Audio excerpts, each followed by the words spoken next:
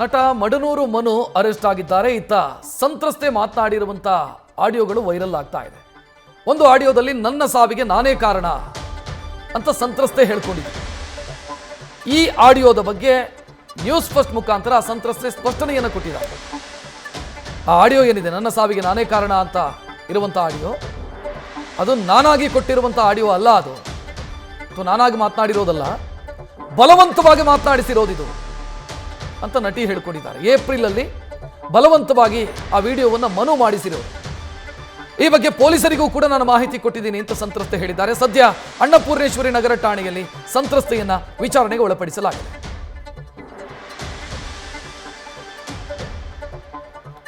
ಇನ್ನು ನನ್ನ ಸಾವಿಗೆ ನಾನೇ ಕಾರಣ ಅಂತ ಹೇಳಿರುವಂತ ವಿಡಿಯೋ ಮತ್ತು ಅದಕ್ಕೆ ಈಗ ಕೊಡ್ತಾ ಇರುವಂತ ಕ್ಲಾರಿಫಿಕೇಶನ್ ನೋಡೋಣ.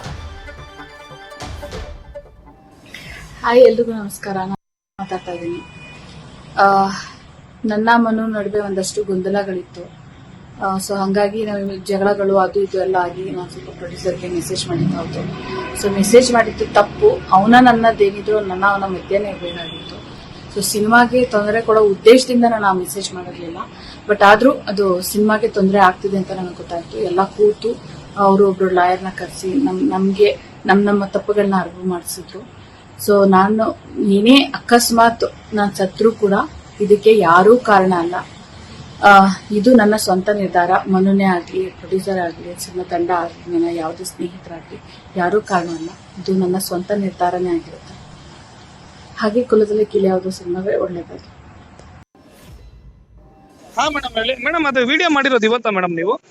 ಯಾವ ವಿಡಿಯೋ ಸರ್? ಅದೇ ಮೇಡಮ್ ಗೊತ್ತಿರ್ಲಿಲ್ಲ. ಈಗ ಅವ್ರ ಮೇಲೆ ಇದ್ ಮಾಡೋದು, ಸಿನಿಮಾಗೆ ಒಳ್ಳೇದಾಗ್ಲಿ, ನನ್ ಸತ್ರ ನಾನೇ ಕಾರಣ ಅಂತೆಲ್ಲ ಮಾಡಿದಿರಲ್ಲ ಸರ್. ಅದು ಬಲವಂತವಾಗಿ ಮಾಡಿಸ್ಕೊಂಡಿರೋದು ಸರ್. ಅವನು ನನ್ನ ಒಂಥರ ಜೀವನೇ ಇಲ್ಲದೆ ಇರೋ ಒಂದು ಟೈಮ್, ನಾನು ಬಿಫೋರ್ 1 month ಹಾಸ್ಪಿಟಲೈಸ್ ಆಗಿದ್ದಲ್ಲ, ಅದಕ್ಕೂ ಮುಂಚೆ ಓಕೆ ಜೀವ ಹೋದ್ರೂ ಪರವಾಗಿಲ್ಲ, ನನ್ನ ಜೀವ ಹೋದ್ರಕ್ಕೂ ನಾನೇ ಜವಾಬ್ದಾರಿ, ಸಿನಿಮಾಗೆ ಒಳ್ಳೇದಾಗ್ಲಿ ಅಂತ ಮನುನೇ ನನ್ನ ಹತ್ರ ವಿಡಿಯೋ ಮಾಡಿಸ್ಕೊಂಡಿದ್ದ. ಸಿನಿಮಾ ಟೀಮ್ ಅವ್ರ ಹತ್ರ ಎಲ್ಲ ಮಾತಾಡಿ.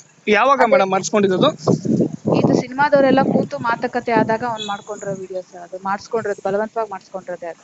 ಓಕೆ, ಎಲ್ಲಿದ್ರಿ ಮೇಡಮ್? ಎಲ್ಲಿ ಮಾತಾಡಿದ್ದು, ಎಲ್ಲಿ ಮಾಡಿಸ್ಕೊಂಡಿದ್ದು, ಯಾರ್ಯಾರು ಇದ್ರು ಅವತ್ತು ಅಂತ? ಅವತ್ತು ಸಿನಿಮಾ ಟೀಮ್ ಎಲ್ಲ ಒಟ್ಟಿಗೆ ಮಾತುಕತೆ ಎಲ್ಲ ಆಯ್ತು. ಓಕೆ, ಅದಾದ್ಮೇಲೆ ಸರ್ ಸಂಕ್ಷಿಪ್ತವಾಗಿ ನಾನು ನಿಮ್ಗೆ ಆಮೇಲೆ ಹೇಳ್ತೀನಿ. ಒಂದು ರೂಮ್ ಕರ್ಕೊಂಡೋಗಿ, ಅವ್ರ ಎದುರುಗಡೆನೆ ರೂಮ್ ಕರ್ಕೊಂಡೋಗಿ ಅವನು ವಿಡಿಯೋ ಮಾಡ್ಕೋತಾನೆ. ಅದಾದ್ಮೇಲೆ ನನ್ನ ಪರಿಸ್ಥಿತಿ ಸರಿ ಇಲ್ಲ ಅಂತ ಅಂದ್ರೂ ನಮ್ಮ ಮನೆಗೆ ಬಂದು ಆ ವಿಡಿಯೋ ಮಾಡಿಸ್ಕೊಂಡು ಹೋಗ್ತಾನೆ ಸರ್. ಎಷ್ಟು ದಿನ ಆಯ್ತು ಮೇಡಮ್ ಇದಾಗಿ? ಸರ್ ಏಪ್ರಿಲ್ ತಿಂಗಳಲ್ಲಿ ನಡೆದಿರೋದು ಸರ್. 1ರಿಂದ 10ನೇ ತಾರೀಕು ಒಳಗಡೆ ನಡೆದಿರುತ್ತೆ. Okay okay madam, thank you. ನೀವು ಹೊರಗೆ ಬಂದ್ಮೇಲೆ ಕಾಲ್ ಮಾಡಿ ಮೇಡಮ್. ಸರಿ ಸರ್, ಆಯ್ತು. ಇದು ಆ ಸಂತ್ರಸ್ತ ಯುವತಿ ಹೇಳ್ಕೊಂಡಿರುವಂಥ ವಿಚಾರ. ಅಂದರೆ ಆ ವಿಡಿಯೋ ಹೆಂಗ ಬಿಂಬಿತವಾಯಿತು ಅಂತಂದರೆ, ಸಂತ್ರಸ್ತೆ ಯೂಟರ್ನ್ ಹೊಡೆದ್ರು ಅಂತ ಬಿಂಬಿತ ಆಗಿತ್ತು. ಅಂದರೆ ಮನು ವಿರುದ್ಧ ಏನು ಕಂಪ್ಲೇಂಟ್ ಕೊಟ್ಟಿದ್ದಾರೆ, ಅವ್ರು ಕಂಪ್ಲೇಂಟ್ ವಾಪಸ್ ತೆಗೆದುಕೊಳ್ತಾರೇನೋ ಅನ್ನೋ ರೀತಿಯಲ್ಲಿ ಬಿಂಬಿತವಾಗಿತ್ತು ಆ ವಿಡಿಯೋ ನೋಡಿದಾಗ. ಆದರೆ ಅದು ಏಪ್ರಿಲ್ನ ವಿಡಿಯೋ, ಅದು ಈಗಿನ ವಿಡಿಯೋ ಅಲ್ಲ. ಮತ್ತು ನಾನು ಸ್ವ ಇಚ್ಛೆಯಿಂದ ಹೇಳಿರೋದಲ್ಲ, ಅದು ನನ್ನನ್ನು ಬಲವಂತವಾಗಿ ಆ ವಿಡಿಯೋ ಮಾಡಿಸಿದ್ದಾರೆ ಅಂತ ನ್ಯೂಸ್ ಫಸ್ಟ್ ಮುಖಾಂತರ ಸಂತ್ರಸ್ತ ಯುವತಿ ಸ್ಪಷ್ಟನೆಯನ್ನು ಕೊಟ್ಟಿರೋದನ್ನು ಗಮನಿಸಿದರೆ, ಆ ಮೂಲಕ ಯೂಟರ್ನು ಹೊಡೆದರು, ಮನು ಮೇಲೆ ಹಾಕಿರುವಂಥ ಕೇಸನ್ನು ವಾಪಸ್ ತೆಗೀತಾರೆ. ಇದೆಲ್ಲವೂ ಕೂಡ ಊಹಾಪೋಹ ಮತ್ತು ಆ ವಿಡಿಯೋಗೂ ಇದಕ್ಕೂ ಯಾವುದೇ ಸಂಬಂಧ ಇಲ್ಲ ಅನ್ನೋದು ಗೊತ್ತಾಗ್ತಿದೆ.